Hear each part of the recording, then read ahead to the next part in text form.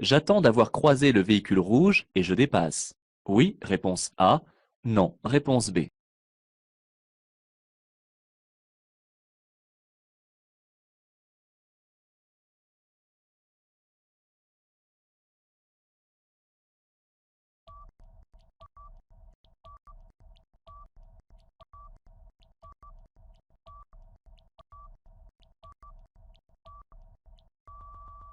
La ligne axiale étant continue, tout dépassement est donc interdit.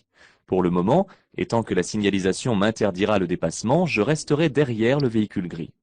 Si je ne respecte pas cette règle, je risque une amende de 4e classe, une suspension de mon permis de conduire ainsi qu'une perte de 3 points sur ce dernier. Il est obligatoire de revenir à droite après chaque dépassement. Oui, réponse A. Non, réponse B.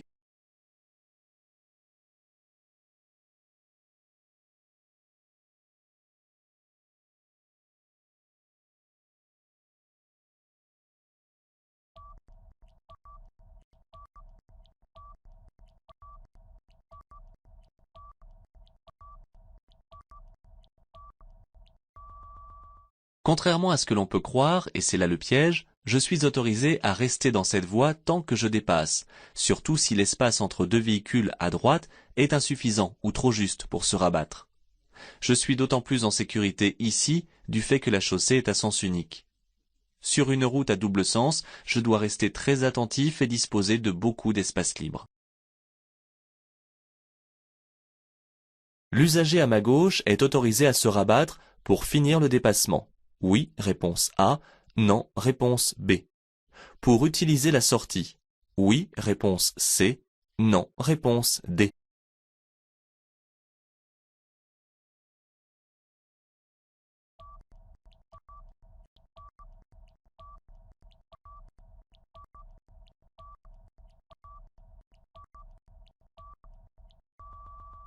Ici la question m'interpelle pour savoir si je construis des hypothèses d'évolution de situation. En effet, cet usager à gauche me dépasse et dans quelques secondes il va vouloir se rabattre. J'ai alors deux hypothèses possibles. La première concerne son tranquille retour à droite, ce qu'il peut effectuer car la ligne médiane ne l'interdit pas. La deuxième concerne une éventuelle sortie à droite, ce qui est formellement interdit par la ligne, mais toujours envisageable de la part d'un inconscient du danger. Placé dans cette voie, je peux tourner à droite à la prochaine intersection. Réponse A. Tourner à gauche à la prochaine intersection. Réponse B. Continuer tout droit. Réponse C.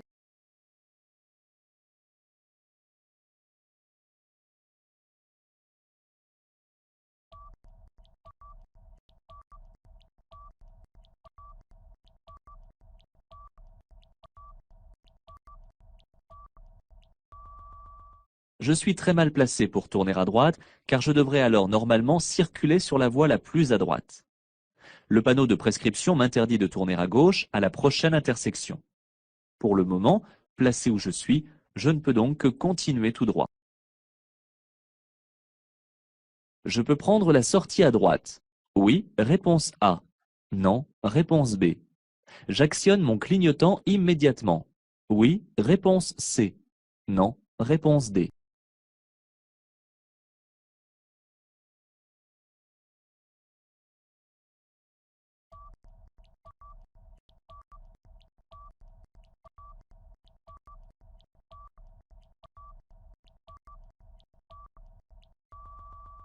La circulation est ici établie en file et pour emprunter la sortie, je ne peux pas faire autrement que de me glisser entre le camion et le véhicule qui est devant. Il me reste une centaine de mètres pour avertir au plus tôt et commencer à m'insérer entre deux. J'attends de voir l'avant du camion dans le rétroviseur avant de me glisser. Ensuite, je rétablis la distance de sécurité avec le véhicule devant moi. Pour prendre la sortie numéro 7, je commence à ralentir. Réponse A. Je ralentirai une fois engagé sur la voie de décélération. Réponse B.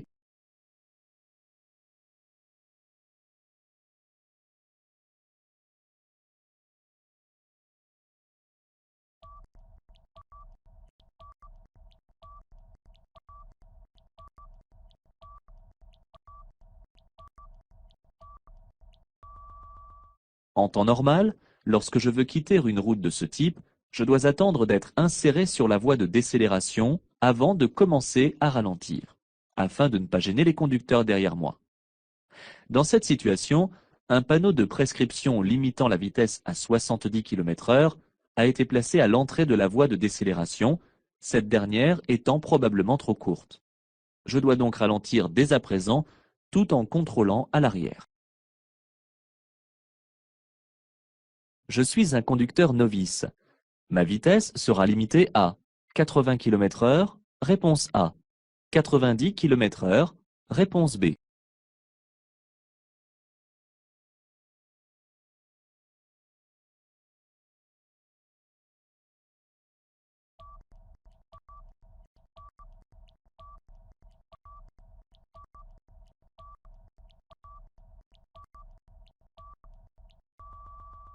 En tant que jeune conducteur, sur cette route hors agglomération, ma vitesse sera limitée à 80 km/h à partir du panneau de fin de limitation de vitesse. Je conduis une camionnette. Je vais pouvoir circuler à 60 km/h. Réponse A. 70 km/h. Réponse B. 90 km/h. Réponse C. 110 km/h. Réponse D.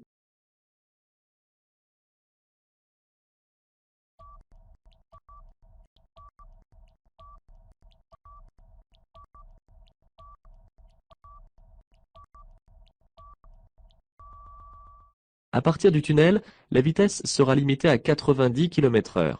Pour les poids lourds, elle est déjà abaissée à 70 km/h depuis longtemps. Étant titulaire du permis B, le poids total à charge de ma camionnette est inférieur à 3,5 tonnes. Je n'ai pas à tenir compte de ce panneau catégoriel. Ma vitesse est donc limitée à 90 km/h. Je peux circuler bien sûr moins vite si je ne gêne pas les usagers qui me suivent. Ce panneau est inexistant dans le code de la route. Je dois tout de même ralentir. Oui, réponse A. Non, réponse B.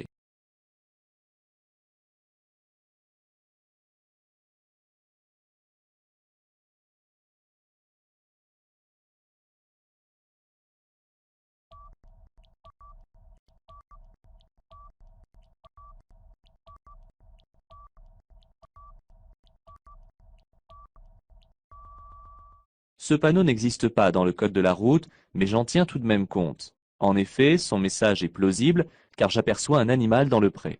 Je commence donc à ralentir et j'améliore ma prise d'information, car j'ai l'obligation d'adapter ma vitesse à l'environnement.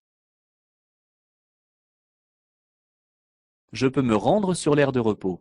Oui, réponse A. Non, réponse B.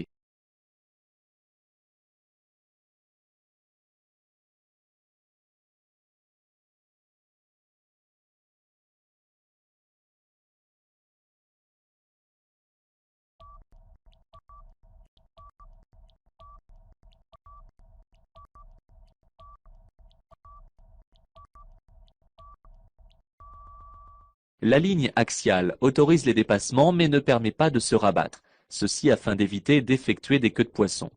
Sur une autoroute ou sur une route à accès réglementé, elle est placée avant les sorties et les aires de repos. Pour le moment, je dois donc continuer dans ma voie. Pour me rendre à Castres, je change de voie maintenant. Réponse A. J'attends les prochains panneaux. Réponse B.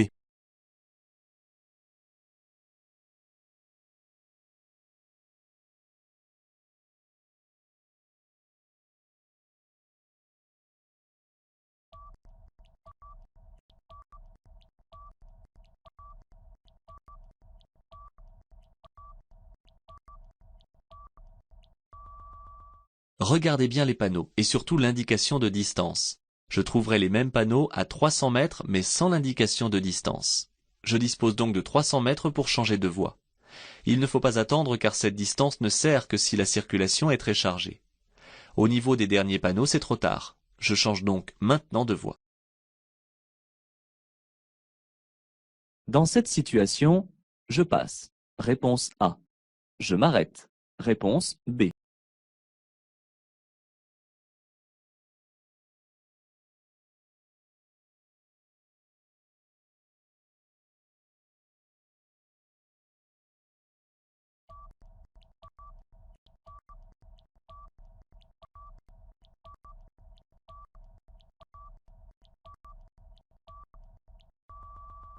Le conducteur a mis le clignotant pour signaler qu'il souhaite s'insérer dans la circulation.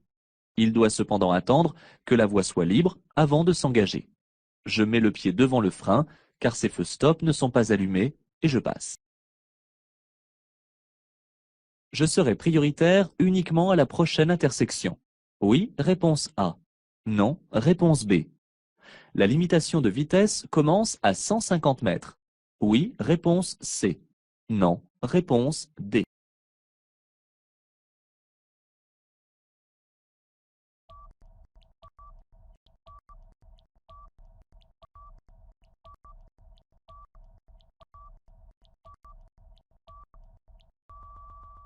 Le panneau de route à caractère prioritaire indique qu'à toutes les intersections, les usagers venant des autres routes devront me céder le passage. Je serai informé de la fin de cette route prioritaire par le panneau losange jaune barré. Un panneau de prescription prend effet au niveau de son implantation. La limitation de vitesse prend donc effet immédiatement. Je devrais céder le passage à droite. Si je tourne à droite, oui, réponse A. Non, réponse B. Si je tourne à gauche, oui, réponse C. Non, réponse D.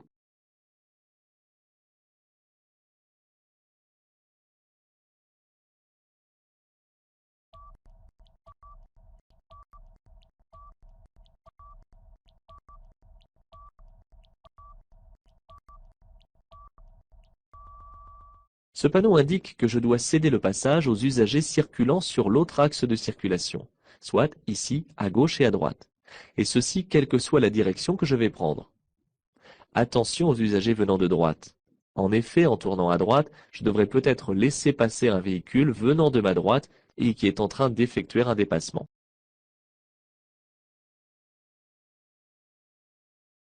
Je tourne à droite. Je devrais céder le passage aux piétons. Oui, réponse A. Non, réponse B. Aux éventuels cyclistes. Oui, réponse C. Non, réponse D.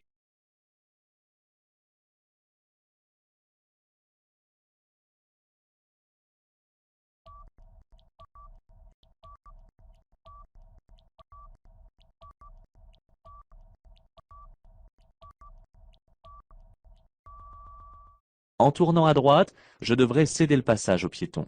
Je regarde directement à ma droite afin de céder éventuellement aussi le passage aux cyclistes de la voie réservée. Je vais devoir céder le passage. Oui, réponse A. Non, réponse B.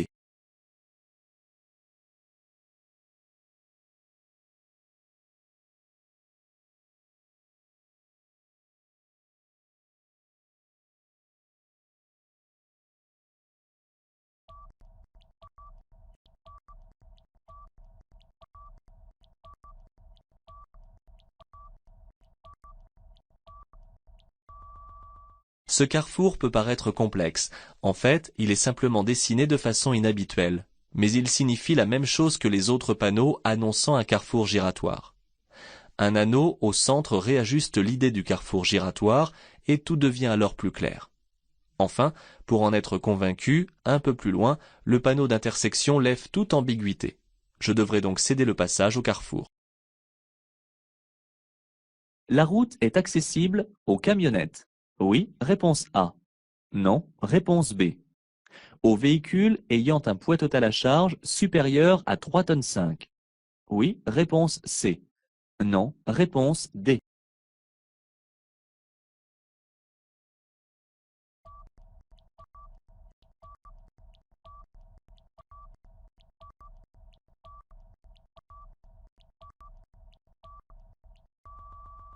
Le panneau de prescription interdit le passage aux véhicules ayant un poids total à charge de plus de 3,5 tonnes. Une camionnette, tout en étant un véhicule de transport de marchandises, n'atteint pas ce poids total à charge. Elle peut donc passer.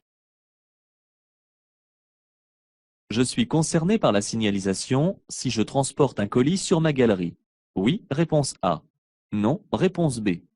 Si je circule avec un véhicule équipé pour le GPL. Oui, réponse C. Non, réponse D.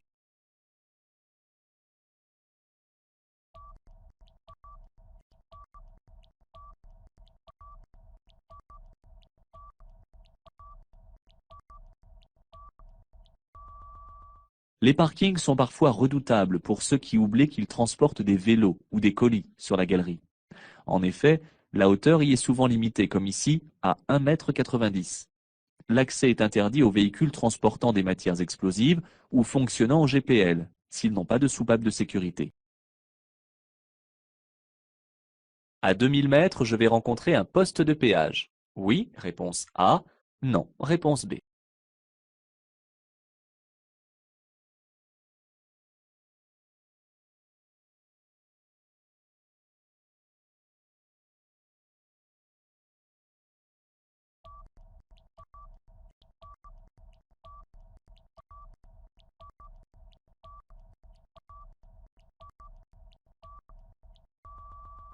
En règle générale, une autoroute prend fin après une gare de péage.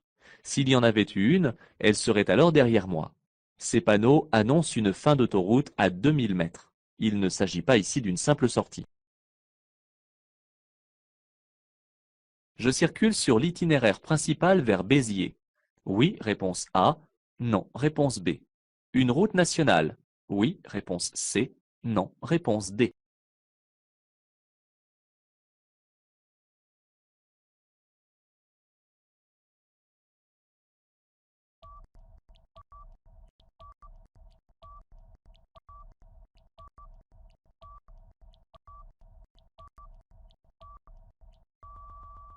Le sommet de cette borne kilométrique, ainsi que le fond du cartouche placé au-dessus des panneaux de direction, sont de couleur rouge avec la lettre N.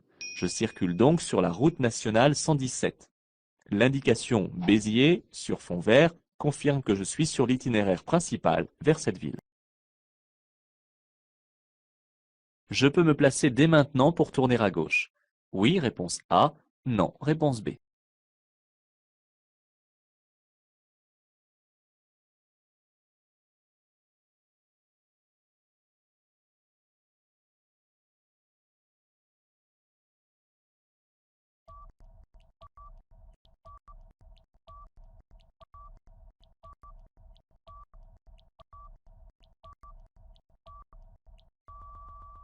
Le marquage au sol ne m'autorise pas à me placer dès maintenant, car cela m'obligerait à circuler sur les zébras, ce qui est strictement interdit. Et je risque un point en moins, une suspension de 3 ans de mon permis de conduire et une amende forfaitaire. J'attends que le feu passe au vert pour effectuer cette manœuvre. Je possède une carte de télépéage. Je reste dans cette voie. Réponse A. Je change de voie. Réponse B.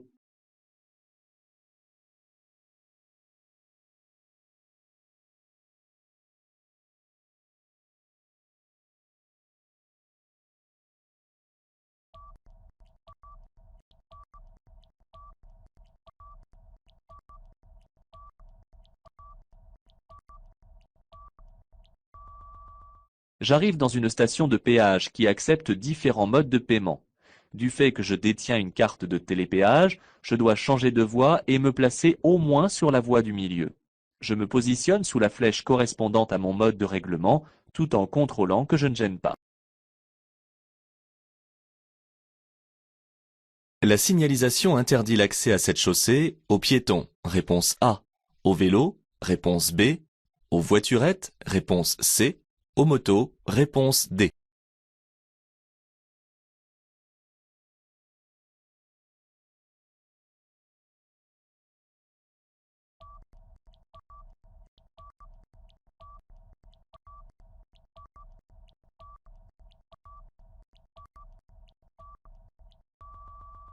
Cette chaussée doit être une voie rapide. Pour leur sécurité, on interdit alors l'accès aux piétons, aux cyclistes, aux cyclomotoristes et véhicules agricoles. La petite difficulté de la question, c'est qu'une voiturette est considérée comme un cyclomoteur, l'accès lui est donc aussi interdit. Ce panneau signifie un sens alterné de la circulation. Réponse A. Un double sens de la circulation. Réponse B. Une chaussée comportant une voie dans chaque sens. Réponse C.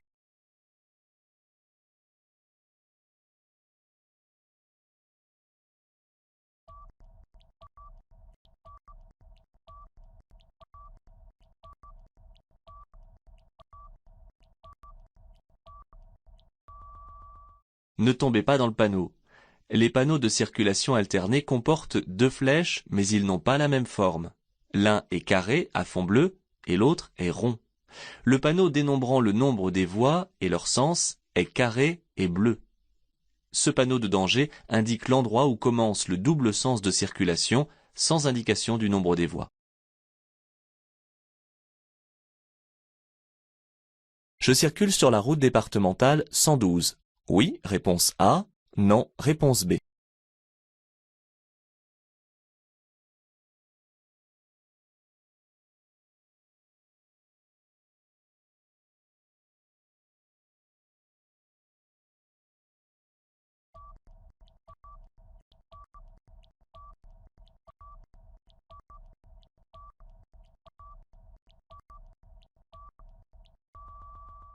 Il n'est pas toujours facile de savoir sur quel type de route on circule. Cependant, ici, il n'est pas possible de se tromper. Ce n'est pas la route départementale 112. Ce panneau annonce en effet une sortie et non pas les directions desservies si je continue sur cette route.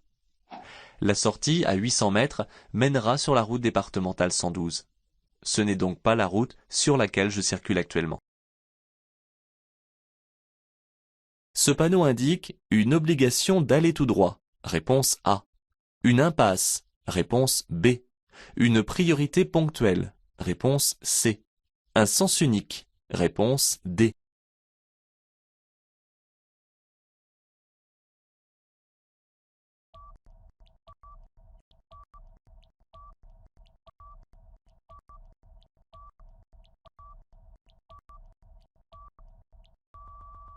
Éviter les confusions de panneaux. Il est nécessaire de savoir exactement ce que signifie ceci. Ce panneau à fond bleu est carré. C'est donc un panneau d'indication qui précise que sur cette chaussée, la circulation s'effectue à sens unique. Si c'était une obligation, le panneau serait rond. En empruntant cette direction, je me dirige exclusivement sur l'autoroute. Oui, réponse A. Non, réponse B.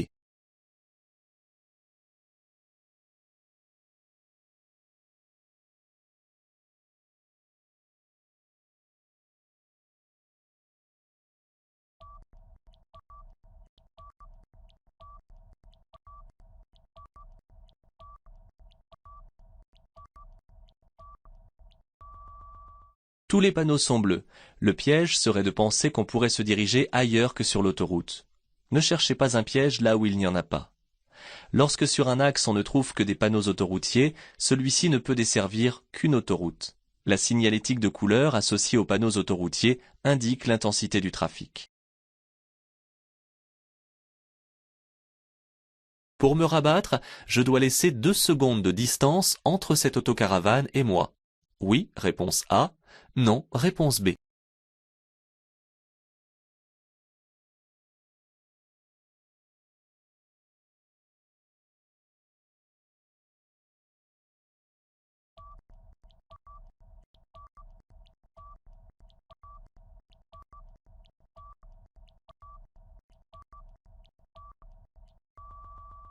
Ce qui est valable pour suivre un usager reste valable lorsqu'on se rabat devant lui. Je peux commencer à me rabattre lorsque le véhicule apparaît dans le rétroviseur intérieur, mais je dois terminer à bonne distance, soit en laissant 2 secondes. J'entre dans une rue à sens unique. Oui, réponse A. Non, réponse B. Je pourrais stationner indifféremment à droite et à gauche. Oui, réponse C. Non, réponse D.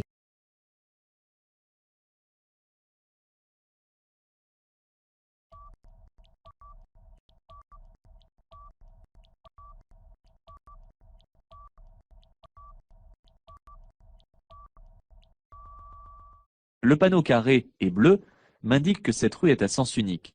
Mais contrairement à la règle qui autorise le stationnement des deux côtés dans ce type de rue, la chaussée étant trop étroite, je devrais utiliser les places de stationnement qui ont été spécialement aménagées à gauche. Ce panneau autorise le stationnement du 1er au 15 du mois. Oui, réponse A. Non, réponse B.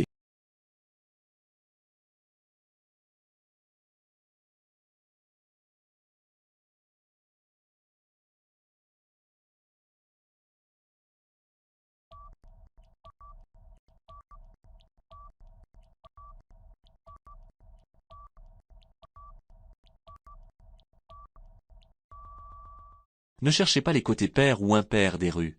Le panneau est en effet placé du côté où il interdit le stationnement durant la période indiquée.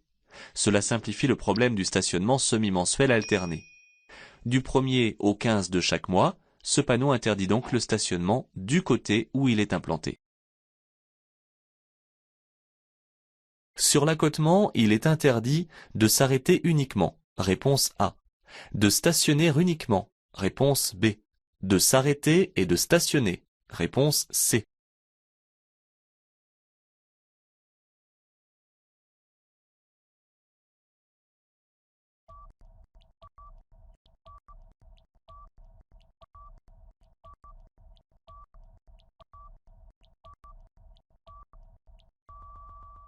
Bien que le panneau n'interdise que le stationnement, c'est là le piège éventuel, je ne peux pas non plus ici m'arrêter. En effet, la ligne de rive est ici celle d'une bande d'arrêt d'urgence. Pour rappel, on peut aussi trouver une bande d'arrêt d'urgence sur les grands axes routiers à double sens de circulation. Les contrôles des niveaux sont à effectuer tous les 1000 km environ. Oui, réponse A. Non, réponse B. Seulement par le garagiste. Oui, réponse C. Non, réponse D.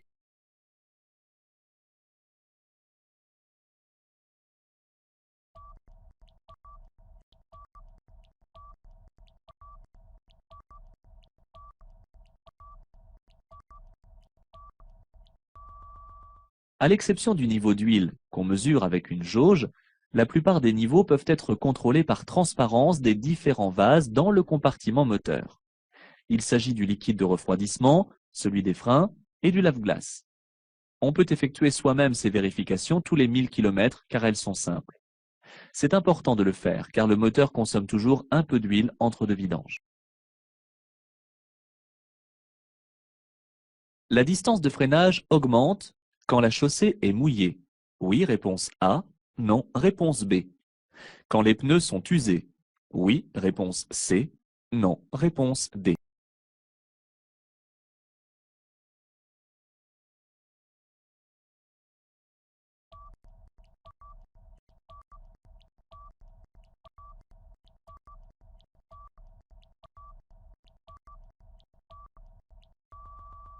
Une chaussée mouillée diminue l'adhérence au sol et il faut alors plus de distance pour freiner le véhicule. En fonction de l'adhérence, cela peut aller du simple au double. Des pneus usés perdent en efficacité de freinage car la gomme s'est détériorée en profondeur. Pour aller stationner en surface sur ce parking d'aéroport, j'allume les feux de croisement. Oui, réponse A. Non, réponse B.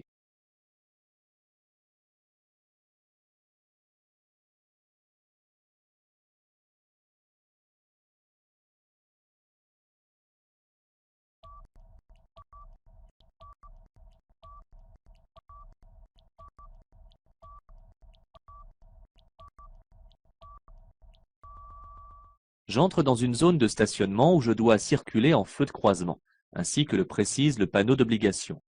Cette obligation reste valable que j'emprunte les souterrains ou que je préfère rester en surface. Je les éteindrai lorsque je serai stationné. Pour transporter des vélos, il est préférable de les placer sur un support à l'arrière. Réponse A. Sur la galerie de toit. Réponse B.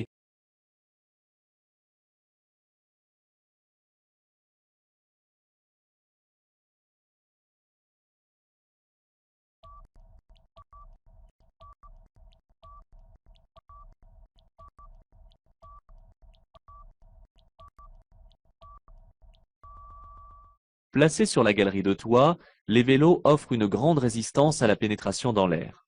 Placé ainsi à l'arrière, le véhicule consommera moins de carburant. Parfois, l'installation réclame un dispositif de signalisation complémentaire. Ma ceinture est correctement attachée. Oui, réponse A. Non, réponse B.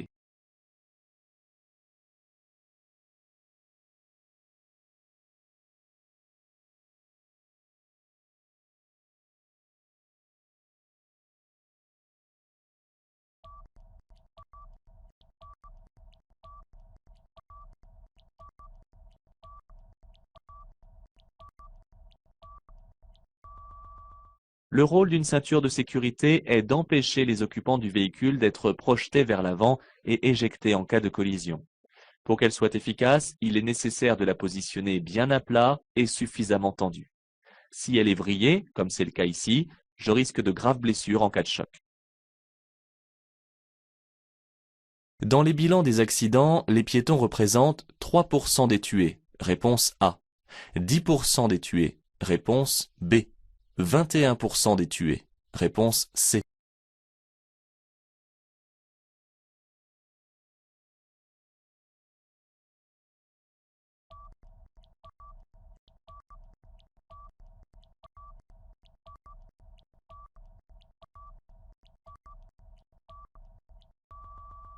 Pas facile de retenir les statistiques d'accidents de la route, c'est assez piégeux. Retenez tout de même les grandes proportions. Si l'on vous donne ici des chiffres, c'est afin d'en prendre conscience. Les piétons représentent 10% des tués. Les plus vulnérables sont les enfants et les personnes âgées. Avant d'aborder un passage piéton, le conducteur doit regarder à chaque extrémité pour voir si aucun piéton n'est engagé. Pour appeler les secours sur un téléphone, je peux composer le 15, réponse A, le 18, réponse B, le 12, réponse C, le 112, réponse D.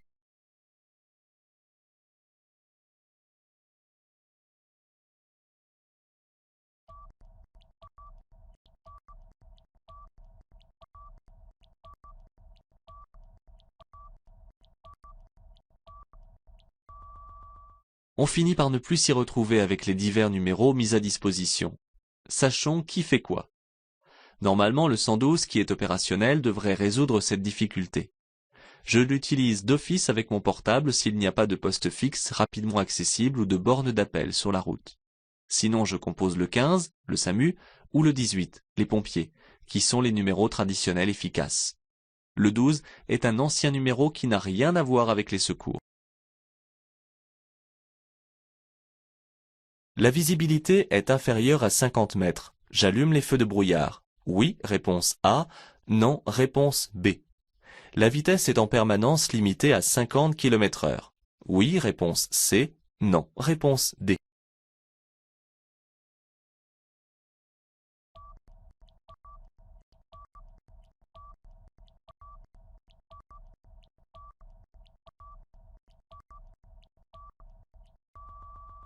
Attention à l'épaisseur du brouillard. Ici, je suis en limite des 50 mètres de visibilité. Dans ce cas, la vitesse ne doit pas dépasser 50 km/h. Je réduis encore ici ma vitesse puisque j'entre dans un rond-point. Il va de soi que j'allume les feux de brouillard avant et arrière qui sont prévus pour cela.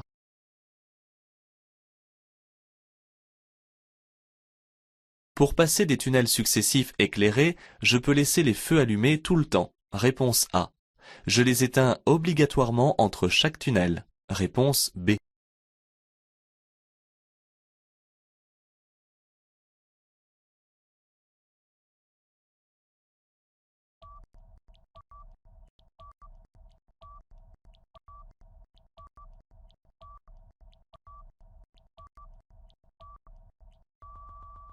Pour traverser un tunnel, je dois allumer les feux de route s'ils ne sont pas éclairés et si je ne gêne personne.